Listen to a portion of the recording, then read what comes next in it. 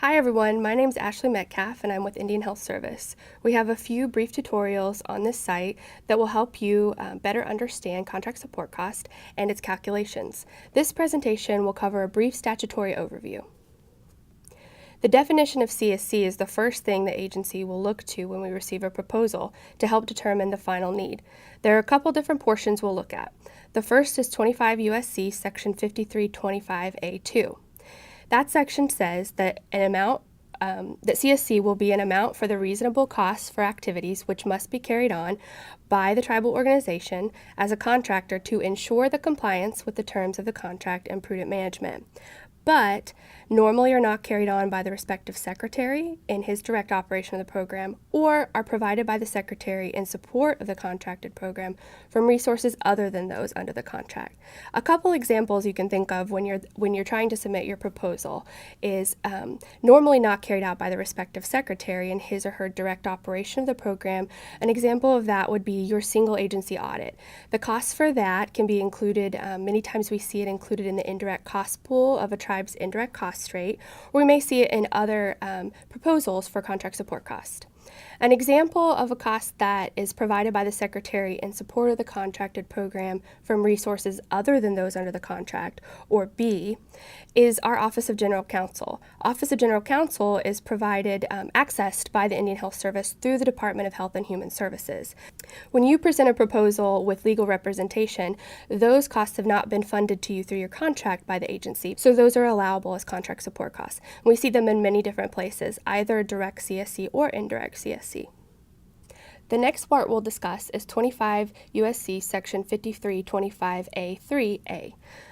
That section says that contract support costs that are eligible for costs for the purposes of receiving funding under this chapter shall include the cost of reimbursing each tribal contractor for reasonable and allowable costs of 1. Direct program expenses for the operation of the federal program that is the subject of the contract, and 2. Any additional administrative or other expenses related to overhead incurred by the tribal contractor in connection with the operation of the federal program, function, service, or activity pursuant to the contract.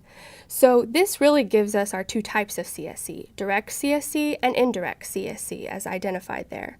One other important part of that section to note is except that such funding shall not duplicate any funding provided under subsection A1 of this section.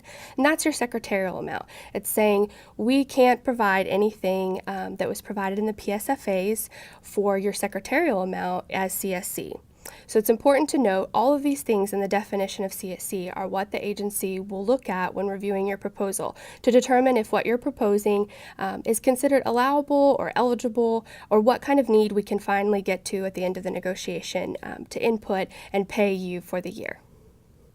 The next section we'll discuss relates to pre-award and startup. So that section says that during the initial year that a self-determination contract is in effect, the amount required to be paid under paragraph 2, or your CSC, shall include startup costs consisting of the reasonable costs that have been incurred or will be incurred on a one-time basis pursuant to the contract. These things are necessary to plan, prepare for, and assume operation of the program, function, service, or activity that is the subject of the contract, and to ensure compliance with the terms of the contract and prudent management. And this is at 25 U.S.C. section 5325A5. Another part to be sure to consider for pre-award is that costs incurred before the initial year that a self-determination contract is in effect may not be included in the amount required to be paid under paragraph 2, or your CSC amount, if the secretary does not receive a written notification of the nature and extent of the cost prior to the date on which those costs were incurred. And that can be found at 25 U.S.C. section 5325A6.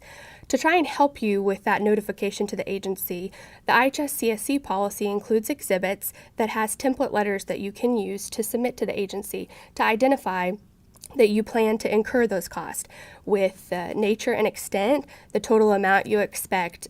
You can use those templates to submit, fill in your information related to your projected amounts and your projected costs that you'll be incurring.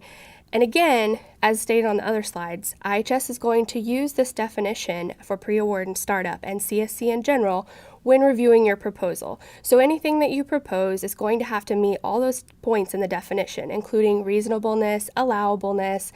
For startup and pre-award, it has to be to plan, prepare for, or assume operation, to ensure compliance with the terms of the contract, and that we are prohibited from duplication. So these are important things to note when you're thinking about proposing CSC or you're coming to the negotiation table for CSC.